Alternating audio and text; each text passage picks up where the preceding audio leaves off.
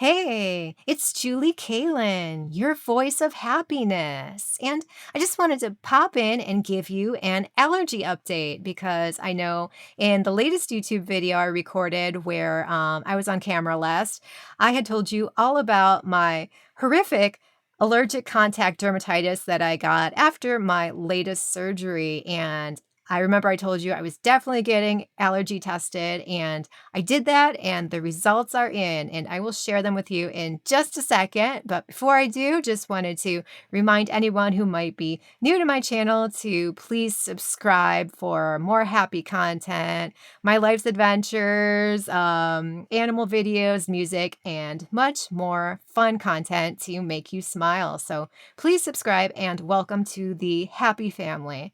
All right, so the allergic contact dermatitis testing. So I went for 3 different appointments, and the first appointment, they basically, it's called patch testing. So they will tape a bunch of potential allergens to my back, basically. And I feel like a mummy. Like my whole back was like taped up, and maybe it was like 60 different allergens or something that they test for, but there was a bunch. And you basically go home for 48 hours while they're all taped to your back, and you're like a mummy for 48 hours. You can't like bend or twist. It's just like a bunch of allergens taped to your back. It's really interesting experience to go through. And during those 48 hours, I definitely, felt itchy. So I knew something was reacting. And for those 48 hours, like you can't take a bath or, shower or anything, get anything wet. You can't, expose it to steam or exercise or sweat or anything like that.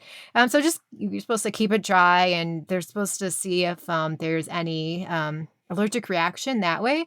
So I went back to the appointment after 48 hours to the doctor's office, and actually then is when they take the allergens off my back. But they actually let it before the doctor came in and read the results. They actually send me home another day after they take the tape and the allergens off, just to like see, give it one more day to see if anything else reacts. Cause I guess these allergic contact dermatitis allergies are a bit of a delayed reaction. So they give it a full at least for me, they gave it a full 3 days, to see if I reacted to anything, and, like I said, I was definitely itchy, so I knew something was going on. But then, after that 3rd day going back to the doctor's office, I did get the results, and like I suspected in my last YouTube video, one of the ones I was allergic to was definitely the surgical glue. So that was, after 2 days of having that on my back, and then when they took it off, it just in 2 days, like, my back was, like, really red, they said, and I could tell it was you were supposed to try not to itch during the allergy testing, but it was really tough because it was so itchy. So just in 2 days, my, skin was like, "N Oh, we don't like this stuff, get it off me." And, after surgery, I told you all how, I had the surgical glue on me for, what was it? Like, 2 weeks, right, before they took it off. So it was bad after just 2 days for the testing. Imagine how horrible it was for something I was really allergic to be on me for 2 whole weeks. So that definitely, explains it, and I got the definite confirmation from the doctor, that, yeah, that's definitely one you should not use again. Like, tell all future surgeons or add that to my allergy list, like, no surgical glue for me.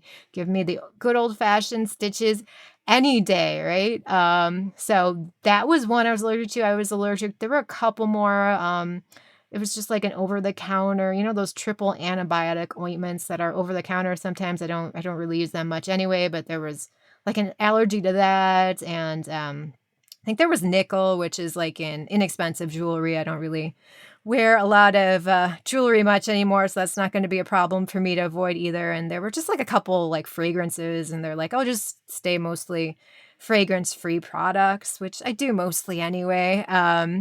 So, yeah, but the big one was definitely was that surgical glue, and, yeah, so it's good to know for sure what was up, just so I could hopefully avoid that big problem in the future because, yeah, I never wanna go through that again, but at the same time too, I don't want, any of you to be scared about surgical glue. Of course, talk to your doctors, to see what's best for you whenever you have surgery, talk to your surgeons, but my mom actually recently had a surgery, and she had, surgical glue and the same thing that I'm allergic to, and my mom did amazingly with the surgical glue, no problems at all, so she's not allergic to it, so it's, just everybody is different, right? And I've heard, like, from what I've read online about surgical glue that, it's supposed to be really good at preventing, like, infections, right? Which makes sense. Like, your wound will be covered a lot better probably, good keeping